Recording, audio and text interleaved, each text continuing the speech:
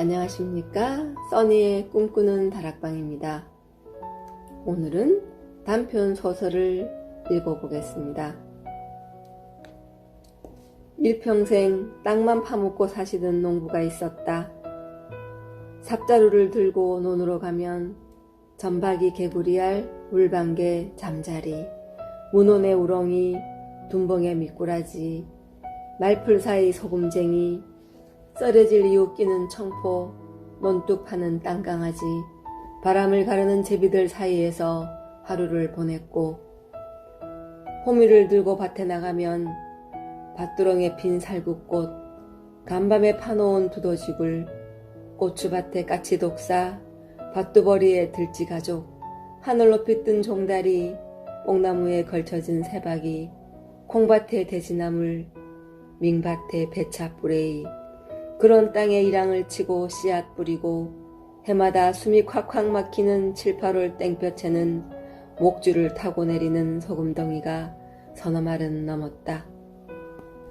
그렇게 순 땅만 파먹고 뼈가 녹도록 일하여 구남매를 다 키워 객지로 보내고 살만하니 덜컥 할머니가 먼저 세상을 뜨시고 홀로 고향에 살다가 나이가 80을 넘기니 다리가 후들거려서 더 이상 농사도 못 지을 정도로 노쇠해져도 구남매 중 아무도 아버지요 이제 농사일 그만하시소 위로하는 자식 없다가 그놈의 정치꾼들이 경북도청을 이전한다며 20년 넘게 떠들었는데 그때마다 경북도청이 구미로 간다나 영천으로 간다나 하다가 영배미골 넘어 양배미로 결정이 나고 난 후 여기저기 땅 매입합니다 라고 하는 현수막이 펄럭이고 땅도 별로 좋지 아니하던 산아래 천수다 김노인 땅도 덩달아 올랐다. 부동산업자는 김노인 산아래 땅은 절대 농지도 아니고 집중지이고 도청 이전 예정지로부터 불과 2km 떨어지고 산속이라서 모텔이나 식당 하면 아주 좋은 자리라며 돈을 더 쳐줄 터이니 땅을 팔라고 몇 번이나 찾아왔지만 김노인은 문전옥답을 우째 파니껴 안 파니더 고개를 저었다. 평당 3만원에도 팔리지 아니하던 땅이 읍내에 20개도 넘는 부동산 사무실이 들어서고 나서 10만원이 훌쩍 넘어서자 명배미 마실에도 도시 자가용들이 들락거리고 객지 자식들도 갑자기 양철 영감 뽕밭두버리에 땡벌집에 벌 드나거리듯이 자주 고향 부모님을 찾았다. 한마디로 효자 효녀가 집집마다 넘쳐났다. 갑자기 양배미 마실에도 도시 효자들이 득실거렸다. 자연 한두 집 늙은 농부들은 평생 땅만 파고 살던 고향집을 정리하고 며느리 성화에 못 이기는 척 대구로도 가고 인천으로도 떠나갔다. 김노인은 그리 내키지 아니하지만 유독 맏며느리가 땅을 정리하고 서울 올라오시면 남은 여생을 더 물이 콸콸 나오는 아파트에서 편하게 지내시게 해준다며 사정하여 결국 조상이 물려준 문전옥답을 정리하기로 마음을 먹었다. 첫째 아들도 둘째 아들도 셋째 아들도 한 1억씩만 도와주시면 이참에 30평짜리 아파트를 팔고 40평으로 늘리겠니더 하면서 늙은 아비에게 보챘다. 하긴 땅이 오르고 벌써 몇 집이 형제간의 싸움도 벌어지고 심지어 미국 이민 갔던 아들도 돌아와서는 자기 몫을 요구하는 집도 있었다. 김노인은 깊은 고민에 빠졌다.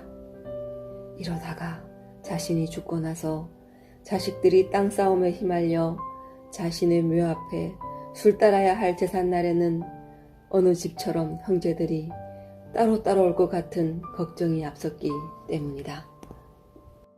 결국 땅을 정리하고 서울 맏아들 집으로 가기로 했다. 땅 판 돈을 자식들에게 나누어 주는 날 서울서 제법 사는 둘째 며느리와 자신을 모시겠다는 맏며느리 사이에 결국 설전이 오가고 부산서 아파트 앞에서 채도 장사하는 어렵게 사는 딸은 눈물을 찔끔거리면서 떠났다. 폭삭 늙은 농부가 서울로 떠날 준비를 할 즈음 이미 반년 전에 땅을 팔고 일산에 사는 아들 집에 갔던 논실대기가 도로 시골로 내려왔는데 돈은 자식들에게 다 빼앗기고 고향에서 기거할 방이 없어서 본 동네는 살지 못하고 절디 마을 빈집에 들어갔다는 이야기가 자꾸 마음에 걸렸다. 마을 늙은 친구들 배웅을 받으면서 눈물을 비치며 고향을 떠났던 김노인이 무슨 연유인지 3개월 만에 다시 고향으로 내려오셨다.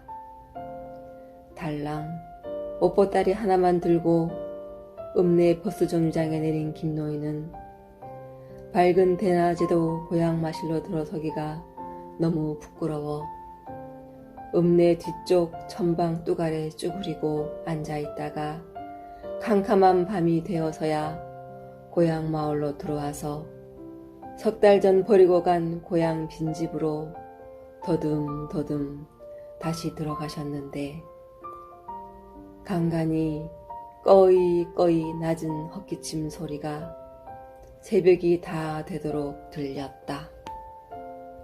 마을에 늙은 할매들이 그런 김노인에게 먹을 음식을 갖다 주었지만 당최 입에 넣지 아니하시고 도로 밀어내시었고 그런 중에도 9의 자식들은 단 한 명도 찾아오지 않았다.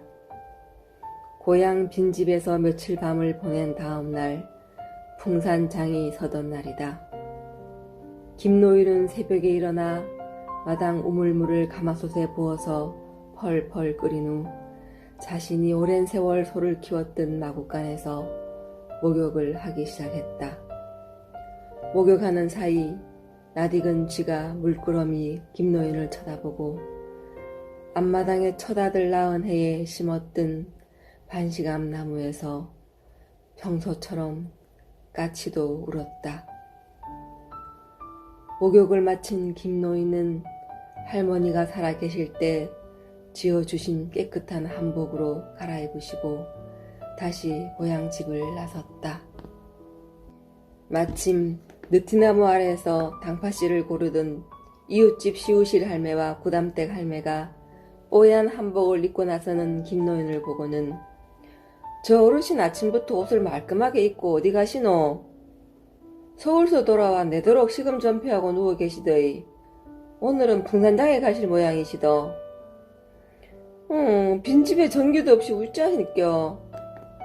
전기는 어제 동작말로는 다음 주에 불 켜도록 한전에서 다시 넣어준다 하더라만. 당파씨에 묻은 흙먼지를 털털 털면서 구담떡 할매가 그 많던 문전옥도 다 팔아삐고 자식들한테 다 떼이고 늙음하게 나무일 같지 않니더. 지가 그 말이시더.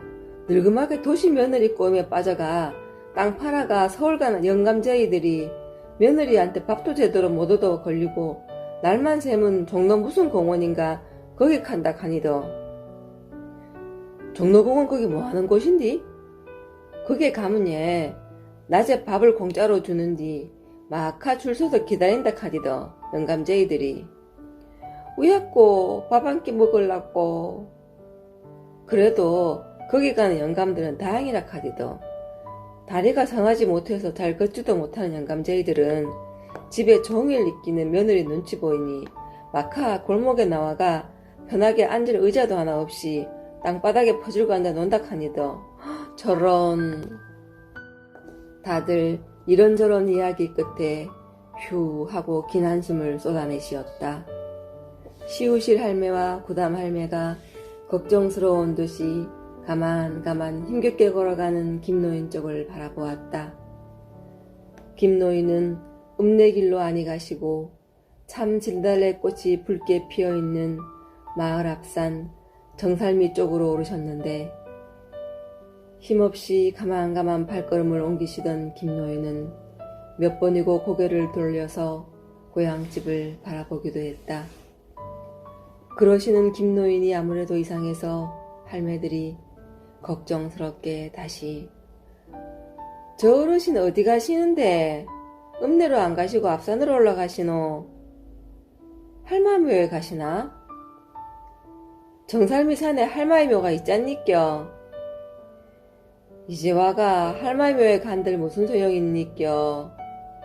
오죽 가슴이 답답하마 할마이 묘에 가실니껴. 다녀오시마 쪽도 풀리실 끼고 밥숟갈도 드실 끼시더 걱정 마이소.